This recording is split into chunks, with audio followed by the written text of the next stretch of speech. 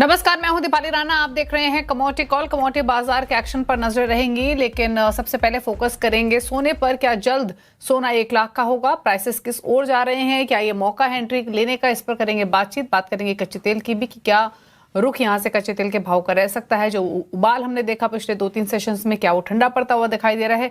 हर perspective से करेंगे बातचीत। एलकेपी सिक्योरिटीज के VP Jatin Trivedi, LPE advisory services के रिसर्च एनालिस्ट भूपेश शर्मा हमारे साथ बने हुए हैं।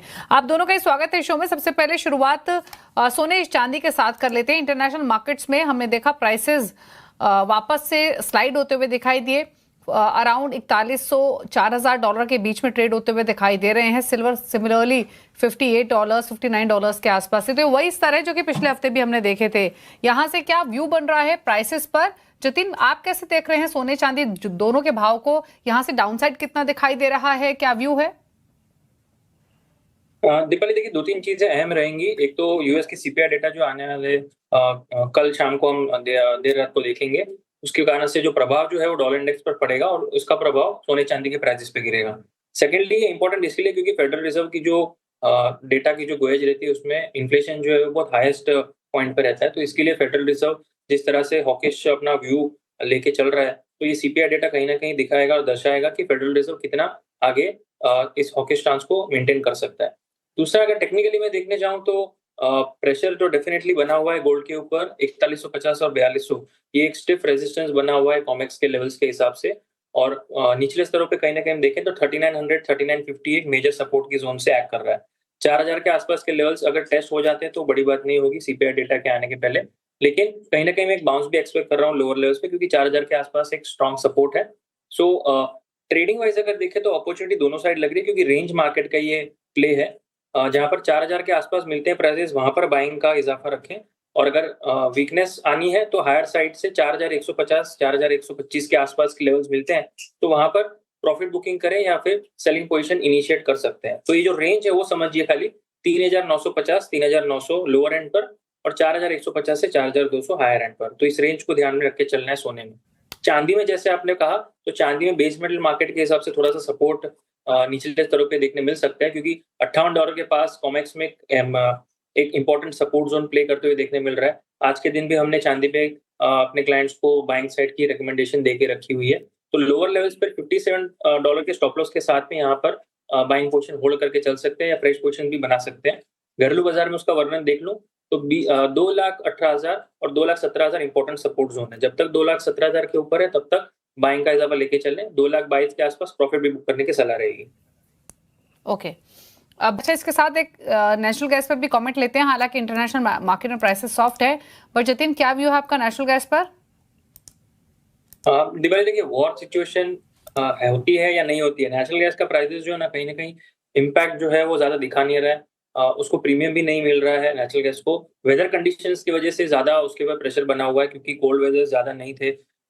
वेस्टर्न रीजन में भी देख लीजिए, ईस्टर्न रीजन में भी देख लीजिए, ज्यादा गर्मी का माहौल जो है वो ज्यादा देखने मिला है इस बार। तो इसके कारण से हायर लेवल्स पे सस्टेन नहीं कर पा रही है। वेदर के आउटलुक में कुछ चेंजेस आ जाते हैं तभी इसके अंदर कुछ डिमांड साइकिल प्ले आउट हो सकती है और थोड़ा टर्न अराउंड हो सकता है। तब तक इसके अंदर वीकनेस का माहौल दिख रहा है। 285 से 290 अब इमीडिएट बेसिस पे रेजिस्टेंस है, और लोअर लेवल्स पे 270 से 260 ये एक बेस सपोर्ट की तरीके से एक्ट भी कर रहा है। तो ये लोअर लेवल्स पे सेलिंग करना ये थोड़ा सा मेरे लिए रिस्की बेट होगा। थोड़ा सा अगर बाउंस बैक आ जाता है टुवर्ड्स 280 के आसपास, 285 के आसपास, तब सेलिंग करना है, क्योंकि वहां पे रेजिस्टेंस प्लेस्ड है। 300 के ऊपर अपना स्टॉप लॉस रखे, 285 के आसपास सेल करके चल सकते हैं। स्विंग ट्रेडिंग के हिसाब से 270 का टारगेट सही रहेगा। ओके। आप नजर डालते हैं बेस। नितिन, आपकी स्ट्रेटेजी क्या है बेस मेटल्स पर?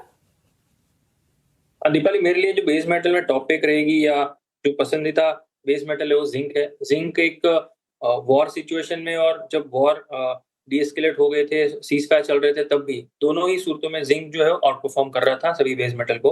क्योंकि जब मैंने वॉर की सिचुएशन में हमने एनालिसिस रखे थे तब एल्यूमिनियम जो सबको आउट परफॉर्म कर रहा था। फिर बाद में जब वॉर की सिचुएशन सीज फायर के दौर एल्यूमिनियम में अंडर परफॉर्म करना चालू किया। कॉपर कहीं ना कहीं वॉलेटिलिटी दिखा रहा है, हालांकि स्ट्रेंथ जरूर है, लेकिन जिंक के अंदर थोड़ा सा स्ट्रेंथ जो है वो back to back every month देखने मिल रहा है। पिछले 2026 का पूरा जो ये H1 रहा है, वो कहीं ना कहीं हर महीने जिंक ने एक अच्छा परफॉर्मेंस दिखाया। तो मेरे लिए ये एक बाइंग अपॉर्चुनिटी है जिंक के अंदर। जब भी डिप मिले तभी, लॉन्गर टर्म या मिड टर्म के हिसाब से भी देख ले तो भी, और शॉर्ट टर्म में देख ले तो 370 365 एक बेस सपोर्ट की तरीके से एक्ट कर रहा है शॉर्ट टर्म के लिए। तो 365 के स्टॉप लॉस के साथ में 372 के आसपास प्राइसेस मिलते हैं, तो स्विंग ट्रेडिंग के हिसाब से यहाँ पे अपॉर्चुनिटी बढ़िया रहेगी। 380 तक के आप लक्ष्य पकड़ के चलिए 365 के स्टॉप लॉस के साथ में। ओके, चलिए रुकने के साथ एक ब्रेक के लिए लौट। ओके, आपकी कुछ पिक्स रहेंगी क्या जतिन, एग्री बाजार से या स्पेसिफिकली स्पाइसेस के पैक से? इनलाइन व्यू है, मसाले पैक जो है वो कहीं ना कहीं आउट परफॉर्म कर रहे हैं, और सप्लाई की जो इश्यूज रह सकती है उसके कारण से प्राइसेस के ऊपर जो है वो कहीं ना कहीं सपोर्ट बना हुआ है।